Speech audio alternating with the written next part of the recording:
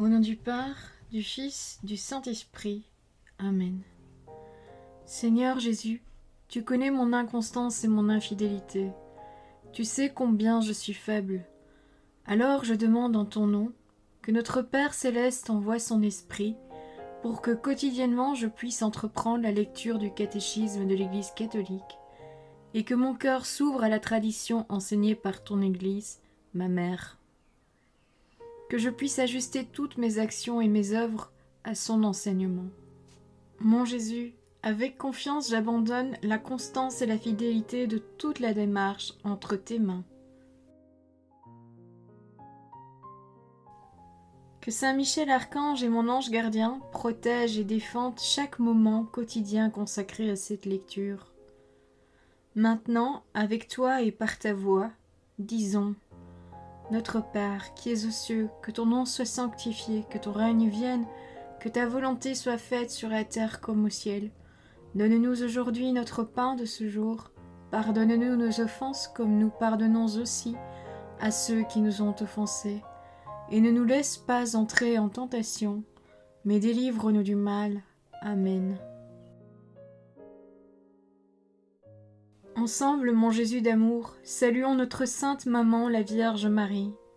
Entre ses mains, je remets mon cœur, mon âme, ma volonté et ma vie, afin que par ses soins règne en moi la volonté du Père, et qu'en ses mains mes œuvres soient gardées, transformées, en parfaite offrande rayonnante de la lumière de Dieu, pour sa gloire, le salut des âmes et la consolation des âmes du purgatoire.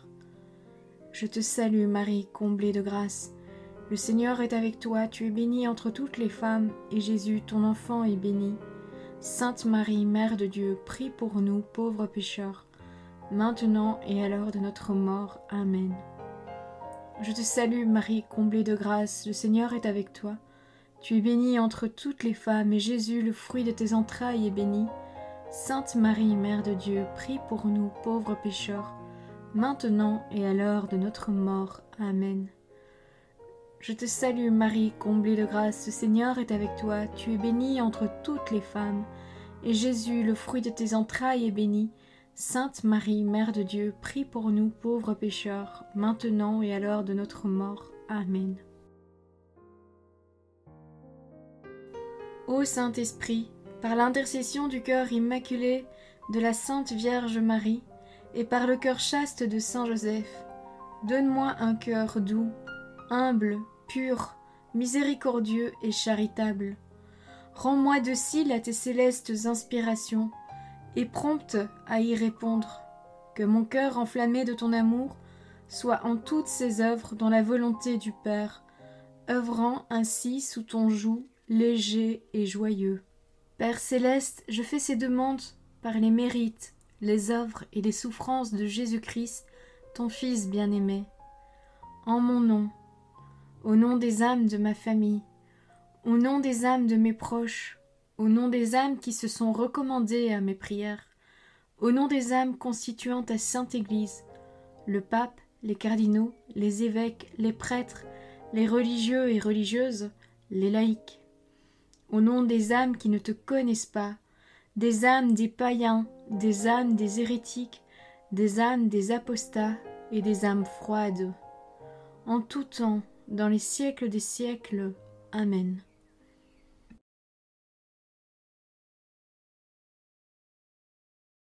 Dix-neuvième point du guide de lecture du catéchisme de l'Église catholique. La question de l'infaillibilité. L'infaillibilité, un titre, un privilège ou une assurance. C'est sûrement l'une des notions les plus incomprises et les plus brouillées dans l'opinion de beaucoup. Qu'ajoute donc à la dignité du pape et à son autorité morale le fait qu'il soit reconnu infaillible par ses fidèles. Dans un style clair et serein, le catéchisme de l'Église catholique apporte les explications en mesure de donner une idée juste de l'infaillibilité du pape. D'abord en rappelant la fragilité de l'homme dans la recherche et la possession de la vérité, puis en montrant que l'infaillibilité appartient d'abord à Dieu et à son Fils unique Jésus-Christ, venu rendre témoignage à la vérité. Évangile selon saint Jean, chapitre 18, verset 37. À l'Esprit Saint qui conduit à la vérité tout entière. Évangile selon saint Jean, chapitre 16, verset 13.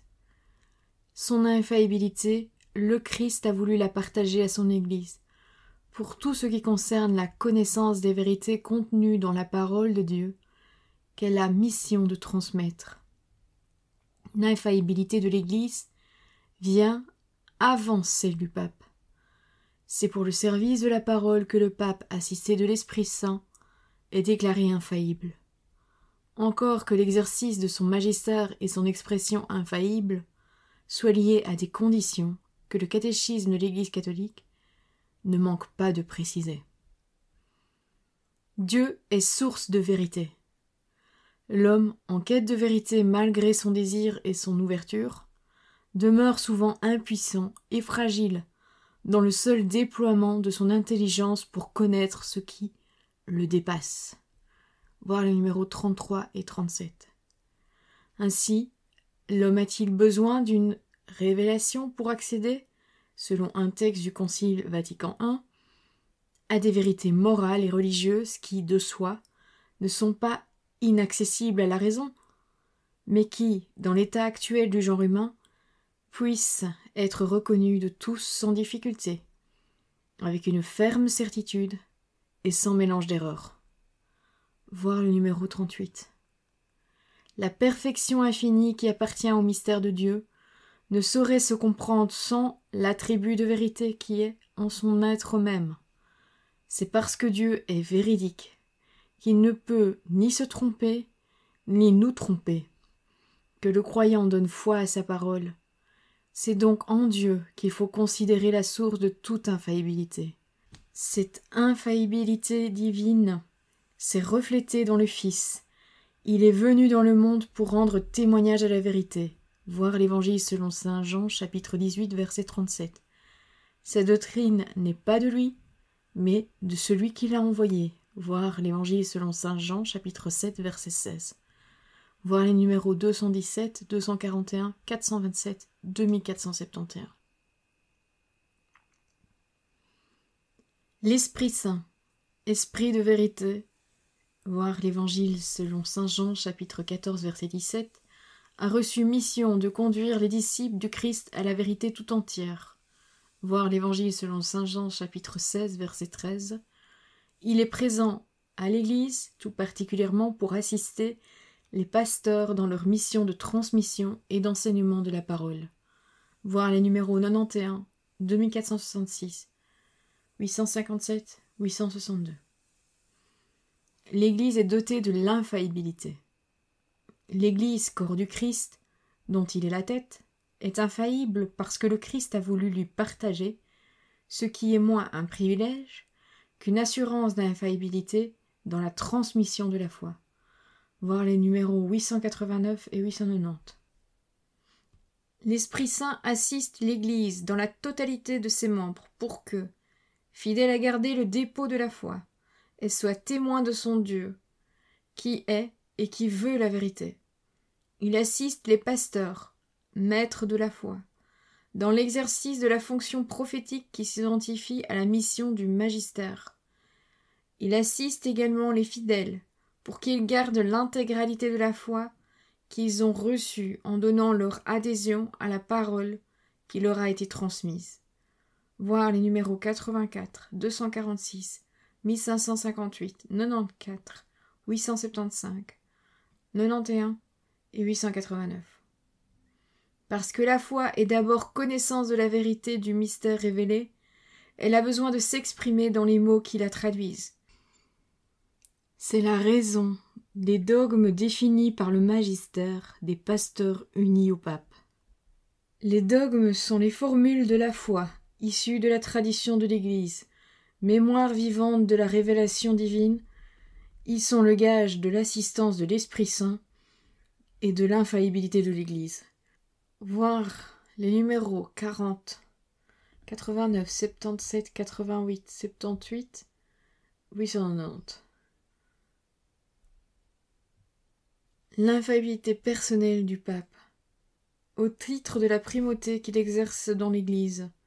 L'évêque de Rome, successeur de Pierre, jouit personnellement de l'infaillibilité dans l'exercice de son magistère. Voir les numéros 881 à 892. Ce qu'il faut comprendre, c'est que cette infaillibilité du pape ne doit être comprise ni comme le privilège d'être assuré contre la tentation et le péché, ni comme le gage d'une supériorité surhumaine, ni moins encore comme un droit à tout dire et à décider de tout. Son infaillibilité, le pape l'exerce dans les conditions précises. L'objet se limite au champ de la foi et des mœurs. Il faut aussi le respect des formes. Il s'agit de déclarations solennelles et publiques destinées à l'Église tout entière, ce que l'on désigne par l'expression ex cathedra. C'est dire que l'exercice de l'infaillibilité pontificale est peu fréquent, depuis la définition du Concile Vatican I, qui l'a promulguée. Le pape n'en a usé que pour l'Assomption de la Vierge. Voir les numéros 891, 2035, 966. Le pape peut ne pas être seul à proclamer une définition dogmatique. Les évêques rassemblés en concile œcuménique, c'est-à-dire réunis comme représentants de l'Église universelle, ont aussi autorité infaillible pour définir une vérité de la foi. Mais ils ne peuvent le faire qu'en union et avec l'assentiment du pape. Ce fut le cas au Concile Vatican I, qui justement a proclamé l'infaillibilité personnelle de l'évêque de Rome. Le magistère ordinaire. Il convient de distinguer le magistère solennel, dit extraordinaire, du magistère pontifical ou épiscopal, qui s'exerce sous la forme plus ordinaire de déclaration ou d'exhortation destinée, en raison de certaines circonstances, au peuple de Dieu. Il s'agit alors, pour les pasteurs, de tenir la responsabilité d'enseignement des fidèles pour affermir et éduquer la foi. Voir le numéro 892. C'est en particulier sur le plan de la morale et de la conduite de vie conforme à l'Évangile que s'exerce ce magistère ordinaire. Voir les numéros 2032 à 2034. C'est également sur le plan très concret de la loi naturelle et des problèmes de justice et de morale familiale et sexuelle que l'opinion critique est souvent tentée de contester le magistère. Le chrétien est renvoyé à sa conscience assistée de l'Esprit Saint pour accueillir et donner son assentiment filial à un enseignement qui n'a d'autre fin que de transmettre les appels et les obligations morales qui découlent du baptême. Voir les numéros 2036, 2246, 2420, 2351, 2040, 2035. Loin de considérer le charisme de l'infaillibilité comme une sorte de faveur attachée à la fonction du pape et des évêques, il faut le voir comme la caution donnée par le Seigneur à ceux qu'il a appelés pour le service de son Église. Ainsi, en témoigne la belle prière de l'ordination épiscopale citée dans le catéchisme de l'Église catholique, au numéro 1587. Seigneur, remplis du don du Saint-Esprit, celui que tu as daigné élever au degré du sacerdoce, afin qu'il soit digne de se tenir sans reproche devant ton autel, d'annoncer l'évangile de ton royaume et d'accomplir le ministère de ta parole en vérité. Voilà, c'est tout pour aujourd'hui. Je vous souhaite une bonne et sainte journée. Je vous dis à demain. Que le Seigneur nous bénisse tous, au nom du Père, du Fils, du Saint-Esprit. Amen.